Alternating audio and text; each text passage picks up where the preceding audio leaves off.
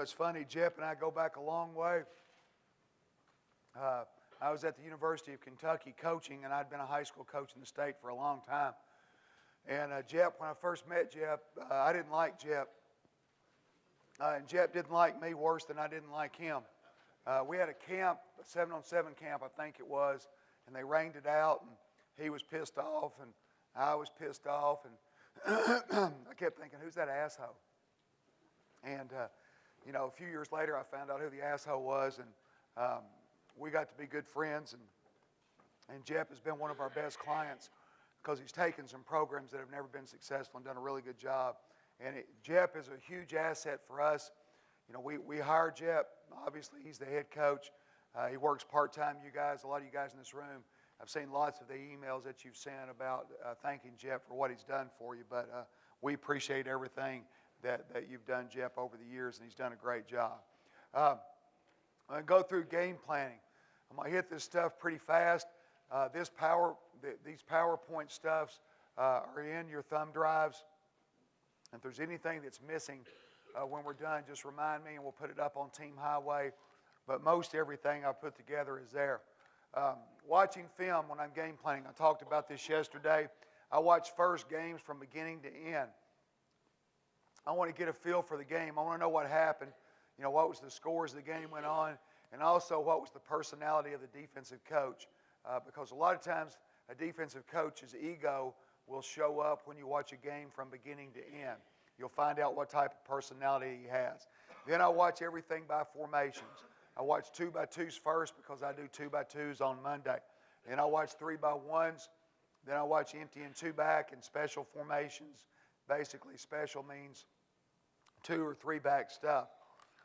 Then I do the down and distance tape. So I'll watch, 3rd and 1s, 3rd and 2 and 3s, 3rd and 4 to 6s, 3rd and 7 to 9s, 3rd and 10 pluses. Then I'll watch coming off. Then I'll watch going in, goal line, red zone. And I try to eliminate, my goal in watching all this is I want to eliminate anything that's confusing to me as an offensive coach. For example, there were games this year to where that I watched tape and I would watch 2x2s and I would go, man, this is so simple when people are in 2x2. And then I would go to 3x1 and they did all kinds of shit to 3x1. So I said in the game, I'm not going to go into 3x1s. I'm going to stay in 2x2 the whole ball game. And I would. Because some defensive coaches have different philosophies versus different formations. So when you watch tape by formation, it really clears up a picture. And if you're not watching tape by formations, then you're not really helping yourself as much as you can. So hopefully you've got an editing system to where when you break down your opponents, you can put all of their stuff versus formation. It clears up the picture tremendously, and it helps you to eliminate. Okay, I talked about this yesterday. If they have a badass player, you better have a plan for him. And I talked to you about what our plans were. The other thing is I asked Coach Likens, our receiver coach, I said, find me the weak guy. Who's the guy we want to work on? Is there somebody there that struggles with certain things? If there are, tell me who he is so I'll know who it is. Also, there are great linebackers that are first-team All-State that you guys are going to play against. It's the best linebacker you've seen in 3 years who can't cover me, okay? So why are they great linebackers? They're great linebackers because they knock the shit out of people. But what they can't do is that if you can get them one-on-one in space, is that they can't make plays, and it's very frustrating for them. So if you can find a way to formation and get your best player who's got a little bit of shake and bake to him one-on-one in space, then you want to do that because it really frustrates those guys. Who's the guys in the secondary that don't like to tackle? Run the football at Deion Sanders. That was the word in the NFL. Don't throw it to Deion, but don't block him in the run game. Leave him alone and make him tackle. He doesn't want to tackle. So if you can find somebody on defense that doesn't want to tackle, a lot of times you don't even have to block them. You just double team the safety. You double team the whole player on the fast screen. Don't block that guy because he doesn't want to tackle.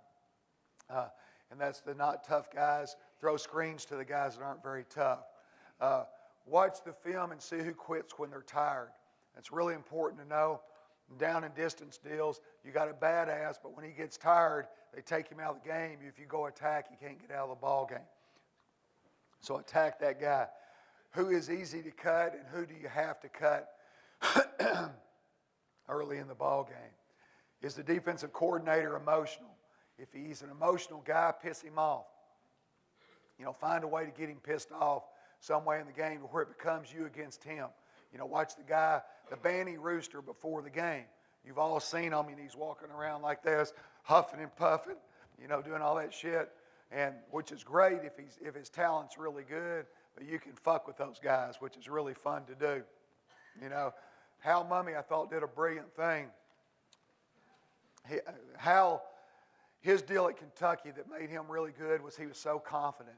He thought everybody was a dumbass. Every defensive coordinator, he'd watch film, and I'd be sitting there. I'd been coaching high school for 16 years. I'd be sitting there, damn, we're watching Alabama, and I'm going, oh, shit, that's Alabama. Man, those guys are good. And he'd go, what a dumbass. That guy's a fucking idiot, And then he'd watch a linebacker, and he'd go, that guy's terrible. We're going to beat the shit out of these guys. And I was going, it's fucking Alabama, What do you mean we're going to beat the shit out of them? Well, we did. We won the game, tore the goalposts down and all that stuff. That was the thing that made him really good, was the supreme confidence, and then being able to analyze and break down people and see who was really good and who really wasn't really good. He did a thing before the LSU game that was pretty good. The head coach was a really uptight guy, one of those paranoid, every detail guy and all that. And Coach Mummy was a very relaxed guy.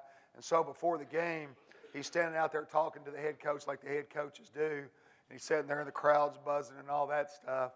And he has the trainer come out in the middle of the deal and bring him a big hot dog. And so it's right before kickoff, and he's sitting there, and he takes the hot dog and just starts taking big bites of the hot dog. And in his mind, that was his mental advantage, was that he was so cool and relaxed. This guy was so uptight that was going to find a way for us to win. And again, it worked at that time. Can I formation to get them into coverage? If I can get, let's say that they have a routine check that when they're in empty, some people have an empty check that they're always in this deal in empty. Every single time you're in empty, they're in this. So I've seen defensive coaches who go cover zero versus empty every time. Every time. I've seen defensive coaches who versus empty play cover 4 every time, every single time. And if I know that I can get them in a certain deal every time, that's a huge advantage for me. So find out if in a power set they're always going to play man, they're always going to go zero, they're always going to play zone, and then have that in your bank and use it. Freeze checks, do they change? I listened to Coach Shoup yesterday, and he was talking about, somebody asked him, I thought it was pretty cool because it was when I walked in, one of the guys, because he was going through some shit now, and you can tell he's really smart. He had all this stuff in there, and the great thing is if you coach in the SEC, is that nobody plays fast in the SEC. So it's a great conference to be a defensive coordinator in, except for Auburn. And Auburn, didn't play fast this year either because they weren't as good and whatever. I think that's probably, anyway, I won't get into that. But it's a lot easier to be a defensive coordinator because nobody plays tempo. So somebody asked him yesterday, they said, how do you make all your checks when somebody's playing super fast? And I was real eager to hear the answer. And he said, it really sometimes eliminates a lot that we can do. And I said, magic answer right there. All right. And then he goes on to say, when he was coaching in the Ivy League, they played, or maybe it was at William and Mary, they played New Hampshire. And guess who the offensive coordinator was at New Hampshire? Chip Kelly. And he said, you couldn't really do anything because Chip played so fast. And he said the magic words, it was just so sweet to my ears. He said he believed all you had to do was call plays. It didn't matter what you called. So you didn't give different looks and do all this different shit because he was just going to line up fast and run a play. He could care less what you were in. He didn't make any adjustments. And I said, God, is that so sweet to hear? Because, in my opinion, Chip Kelly's the best offensive coach in the country. So see what they do when you freeze. Do they change? Is he checking with you? Like Manny Diaz was the greatest guy in the world to coach with as a defensive coordinator because he loved what we did. And so I would check, Manny would check. You know, Manny would fake check. So find out what that guy's going to do if you can tell it on film when people are freezing. Is there any kill shots, and how do you formation to get to a kill shot? For example, you know, is the safety going to be super aggressive? Is the safety reading the tight end every time? Okay, if he is, then you can read block and get a post route over the top of him. So find out how you can do that. Do you need to be in a spread set to run the ball and a power set to throw the ball? That's a huge thing. We're spread teams. You know, we are a four-wide team, but it might be a huge advantage to us to be in a power set to get one-on-one. And so I need to find that out when I'm watching the film. Are they aggressive safeties? Is there a defender that I need to double move? Who are we? Never forget that. As an offensive coordinator, who are we? What do we do well? And by God, we're going to do it no matter what. Again, that was the genius of Mike Leach, 10 years at Texas Tech. The genius of Mike Leach is, you know, we run 6-17. We run 91. We don't care. I saw Leach one year play Nebraska, and I charted the film. They had, it was like 79 snaps, and they were in ace, 69 of 78 snaps, and they won 38-35. So who are we? What do we do well? Never forget that. That overrules everything else. Who's hurt? How do we adjust? Who's hurt for them? But also, more importantly, who's hurt for us? And what are we going to do if so-and-so gets hurt? How am I going to adjust? My philosophy is there's no injury that ever makes a difference in us winning a game. Okay, no matter who it is, no matter what happens, I never think about the injury until the game's over. You know, I'm going to tell you what happened against Houston. We were up 34-7 to score the touchdown. We have a great play fake. We hit our best receiver 4 on a skinny post. He catches it, and he gets the living shit knocked out of him. He jumps up, does one of those deals, is excited, and then all of a sudden he can hardly move. And he comes off the field like this. I just keep calling plays. We get beat 35-34. We turn the ball over 3 times in the fourth quarter. We do a really bad job. But let me tell you something. 4 never played another snap. If 4 had played the rest of the game, we'd have scored 50 points. Okay, but I never thought about it because as a coordinator, you got to have a plan what you're going to do next, and you can't let it change who you are. You just have to be able to adjust to it. In the Idaho game, we lose 2 running backs in the first series of the game. 2 running backs are down. We lost the other running back the week before. What's your plan? Do you have a 14 guy that can come in and play? For us, it was a receiver that had to move to running back. Check our concept charts. Eliminate the bad, do more of the good. We keep up with our concept charts every week. I get a printout. The printout says mesh, wide, streak, power right, power left. And it has what we've done this year. We've run mesh 12 times. We're 1 for 12. We're averaging 0.6 yards per attempt. That means something ain't right, okay? It probably means to do what Jep said, which is to eliminate the play. And that's what we do throughout the season. I eliminate plays throughout the year. We start with this category. We end up with this category at the end of the season. All right, we may do it out of a bunch of different sets or different looks, but I'm going to eliminate it. And the only way I know, if you ever done this and go, we're really good at this, and then you get the charts and you think you are because you remember in your memory bank a couple of good times that it worked, and then you look at the chart and you find out you're not worth a damn at it, okay? It's important for you to look at the numbers and see what the numbers tell you. I always remember, feed the best player. Make sure that when you make a game plan, the game plan includes touches. I have not been as good at that as I should be, and Sonny does a really good job of reminding me in the game of to feed the best player. Get the ball to the best player and have a way that you can do it. Create touches with your great players and playmakers. Have a new look weekly, especially on short yards, which I've gone over and given you all those new plans on a weekly basis. Tricks, tricks, tricks. Love tricks. And tricks need to be a part of your base offense. Herb Hand talked about it a couple of years ago at the seminar where he said on the first play of spring, the second play of scrimmage against the defense, they run a reverse pass. And all the defensive coordinators are going, what bullshit? You're running that shit here. You know, we're not ready for that shit, you know. And his answer is, fuck, it's just part of our offense. Trick plays should be just another part of your offense. Create a script on Thursday morning based on, I started doing this last year. I go through on Thursday, I take all of the first 3 days of practice. I watch it all and I pull out everything that looked good and I put it all on a video. It ends up being usually 175 to 250 plays. I then, for the rest of the time in my preparation, I watch all of our good plays over and over again. I then show all the good plays to our team in our Thursday practice or in our Friday meeting. I show all 175 good plays in a row, and I tell them how we're going to kick the shit out of the other team because of all these great plays that we ran during the week. It helps me to make my script. I make my script after I watch that. I then make a 12 to 15 play opening play script. I've had as many as 25 plays. I've settled the last couple of years on 15 plays or less. On that opening script, I'm doing formations, touches, motions, and I'm also scripting tempo to where I'm going to freeze, I'm going to attack, I'm going to make personnel changes and groupings. Down and distance scripts are rehearsed with formations all week. I gave you those examples already. I'm going to make sure that I move the ball all week long. We started doing this year in Skelly.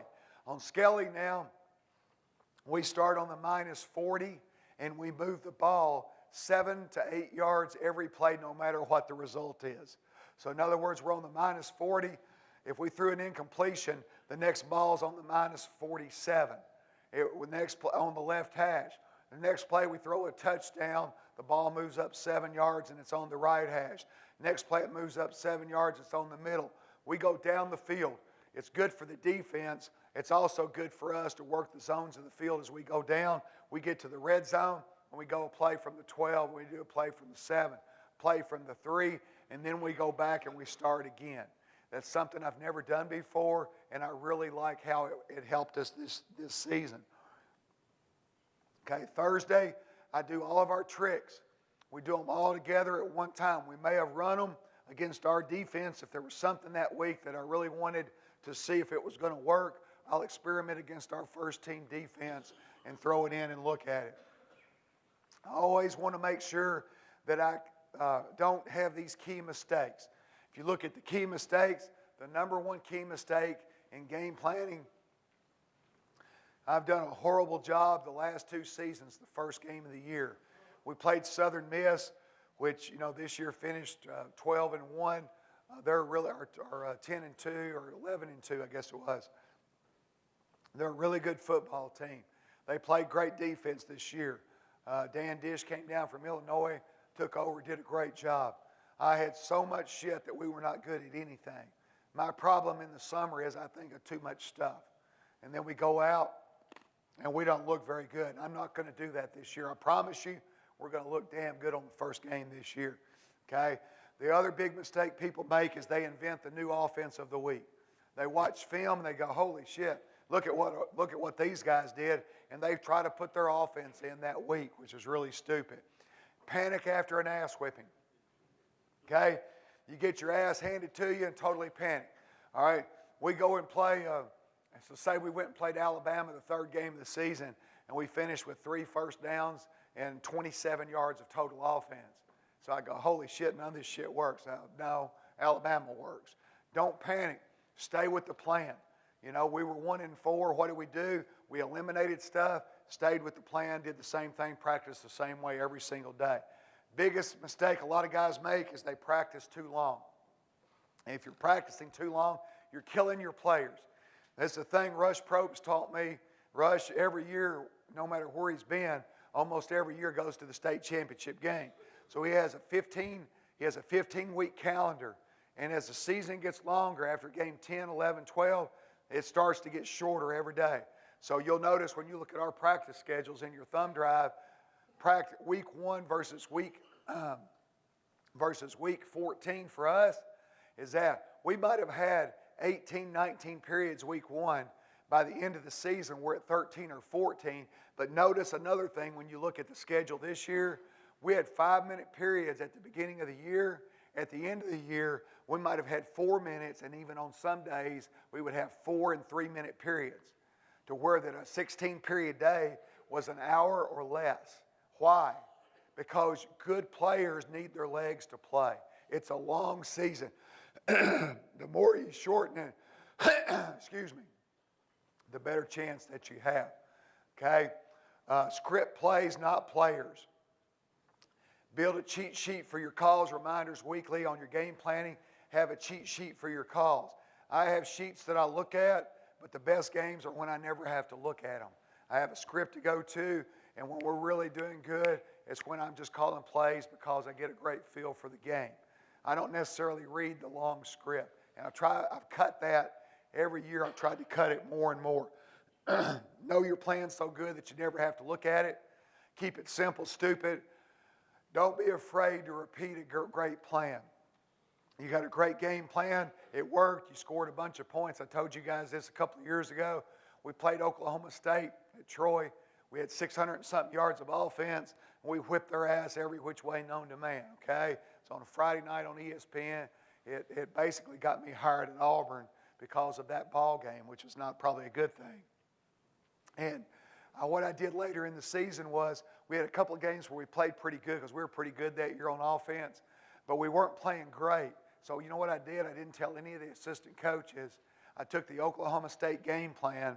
I took the script exactly the way it was. We practiced it again the whole week, and the next week we had 600 and something yards of offense again and scored 40-something points just by repeating that plan.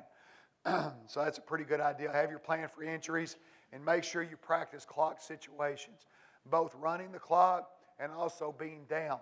The one thing Coach Dykes did, we started about the last 5 games of the season. We had a couple of new things that we did on our practice plan, which I'm going to go over in a minute. But about the last 5 games of the season, we quit doing that, and we did 2-minute drill at the beginning of every practice. And he would have this scenario. He'd say there's a minute and a half left. You have to have a touchdown to tie the game, and you have no timeouts. And so we would do that to start practice off with. Great way to start practice, because what it does, it gets everybody excited. It's competitive. We go good against good when we do this, and it's a lot of fun. Our guys really enjoy doing that. So practice clock situations. All right, we have a call sheet. You guys are getting copies of some of my game plans from this year. And one thing you're going to see on the call sheet is I'll have an ace sheet. I'll have an ace pod, a trips pod, and out beside it, it'll say 31, 32, 33, 34, 35, 36, all the way to 39. What 31 means is 3rd and 1. Those are the plays out of ace that I would run on 3rd and 1.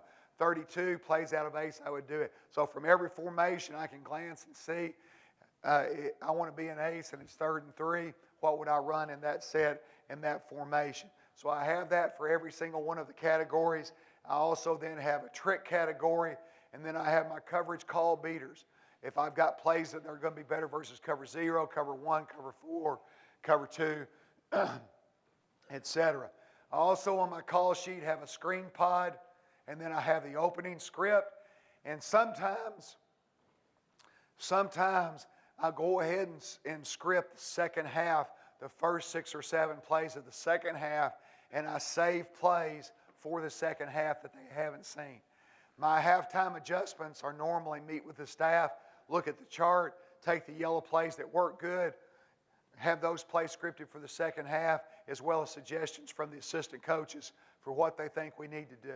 But I have scripted the second half with totally new shit that they didn't see the first half, which has not been a terrible thing to do. Goal line and coming off script is also on a pod. And then I always have a player call sheet. What plays do certain players need to touch the football? I've talked about this before. Number 1, have a call sheet for your best players that need to touch the ball. Number 2, high school football. I was the worst, in my opinion, I was the worst high school head coach ever in the history of football, because I didn't understand about booster club presidents and superintendents and stuff like that. I think you need a script for the booster club president's son, okay? Because if he's raised $50,000 for you, you know what? The son of a bitch deserves a play, all right? So he needs to touch the football, get the son of a bitch a touch, all right? Some way or another. You need the heckling fan's son a play. You got the heckling fan's son. You got the dad up there that heckles you all the time because his kid ain't worth a shit and ain't playing.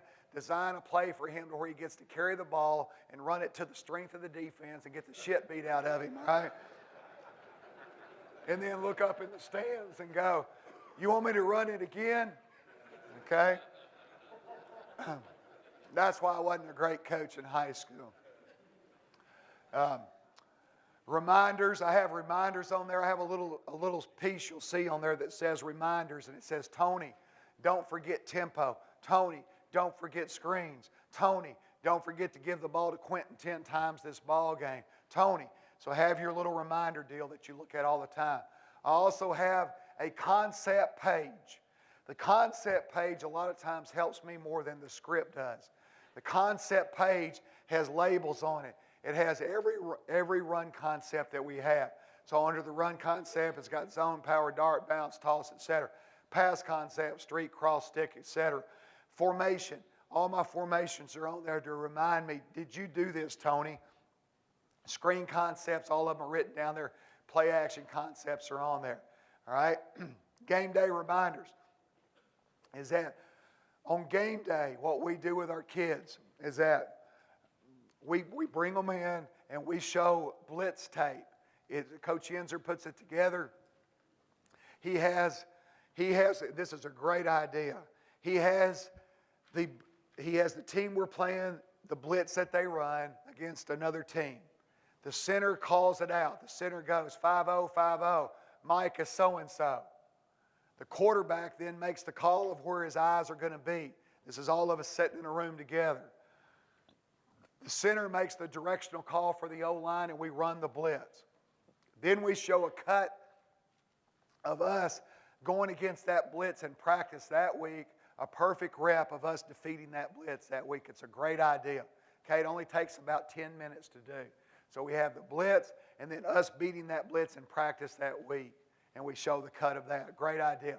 Then we go out and we do our walkthrough. Whatever hotel we're in is that we walk through. You know, a lot of times it's in a backyard of something. We played at Utah State. I went out and I found this incredible view of the mountains. And I looked at the kids and I said, I want all of you just to stop and look at this. You know, I'm not a religious guy at all, and they know it. And I said, hey, whatever you believe in, whether you're a Muslim, because it's pretty cool in my room. I got a Muslim, I got a couple of Christians, I got a Scientologist, and then you got me who's all fucked up. And in the same room together. So I got all these kids from all these different parts of the world, and I say, you know, hey, just sit and look at this for a minute and absorb it. Because whatever higher power you believe in, there's something magnificent that created this world. And so a little bit of at peace. We've had walkthroughs every place you can imagine. When I coached the indoor football team in Lexington, we did a walkthrough on Myrtle Beach, and we did it on the beach to where that when we ran the plays, they were running into the water. Pretty cool deal. So we do the walkthrough, and the walkthrough is a rehearsal of what our opening script is going to be and a couple other things, and making sure we get the right personnel into the ball game. I do the pregame speech usually either after the walkthrough, or a lot of times I do it on Friday night. And my pregame speech is very simple. It's always the same thing. It's that you guys in college football today work 300 days out of the year in order to get 13 opportunities to play. Think about that. You work 300 days out of the year. You get up at 5:30 every morning. What all these fans don't understand and realize, and they say these college kids are spoiled, they've got this, they've got that. They get up at 5:30. They come to early morning workouts just like a lot of you guys do. They come to early morning workouts. They bust their ass. They go to class. Then they come to practice. Then they go to study hall. Their day ends at about 10 o'clock at night. Why would you go through all of that pain? Why would you go through all of the weightlifting? Why would you go through the summer conditioning workouts and then not play hard every single play? All I want you to do is play one play. That's all I want you to do. Just play one play the best that you can play. That's all I want you to think about is playing one play. Just play that one play the best that you can, and then when that play's over with, you know you played that the best that you can play, then just play one more. And then at the end of the season, you've had these 13 opportunities. How could you ever think about it? How could you work this hard and only get 13 chances to go and do what you've worked this hard for and not play and play? I use the same speech every week, and that's it. Okay? And at the end of when it's over with, I tell them to care about each other more than they care about anything else, and to go out and have fun and to enjoy it, enjoy the moment, soak it in, breathe it, smell it, listen to the band and all that stuff, and find a way to score more points than the other people do. Be respectful of everybody else in pregame. All today's kids like to listen to music, but you got one guy in the room who loves Hank Williams Jr., and you got another guy in the room who loves Eminem. The guy that loves Eminem shouldn't have to listen to Hank Williams. Okay? The guy that loves Hank Williams shouldn't have to listen to Eminem. Put your headsets on. Every kid's got a headset today. Listen to your stuff however you want to listen to your stuff. Okay? So be respectful of everybody else. You got the one guy who's a headbanger, right? He's coming around, he's banging people in the head. You got the other guy who's praying. Be respectful of what everybody does for their pregame routine to get themselves ready. Get through the script unless the situation calls for a change. If I've got a 15-play script and we've turned the ball over the first 2 plays of the game, the other team scored, and then they run a kickoff back, and we're down 21-0, getting through the script may not be something that we can do. We may have to get into more of an attack mode. We got to understand what we have to be able to do. Personnel changes, some guy gets hurt. Let's say that, for example, we've got 12 plays. We're going to use this ball game with a tight end, and on the opening kickoff, we only have one tight end. He tears his ACL. And obviously, you're going to have to make a change. Head coach, if you're the head coach like Jep, okay? Jep Irwin is a phenomenal offensive coach, okay? He's done this all over the place. Jep Irwin is not calling plays anymore. Jep Irwin needs to do 2 things. He needs to help, okay? Hey, Josh, I think that we need to attack the tight end side back to the short side of the field. That's help. Or Jep needs to shut the fuck up. Okay? The worst thing a head coach can do is be on the headset going, what are we doing? That was stupid, man. What the fuck are you thinking? Either give me a good suggestion or shut up. Okay? It's impossible for an offensive coordinator to call good plays if he's worried about what you're thinking. Help him take over. 3rd and 1, just say, run zone right now. That's help. I like that. Tell me to do that. But don't criticize because you can't call good plays when you're being criticized. Chatter is distracting to me. Rush Probst, on the other hand, as a head coach, Rush's philosophy is everybody's on the headset and everybody has value. The O-line coach might call one play. The receiver coach might call the next play, and they're all talking together, and it works. He's brilliant. He's the best football coach I've ever been around in my life. I could never do what he does, and it works. To me, all the chatter is distracting. I'm ADD. I don't want to hear anything, okay? So see what works for you, and then call your offense that way. Are you going to be upstairs or downstairs as a play caller? To me, it depends on who you are.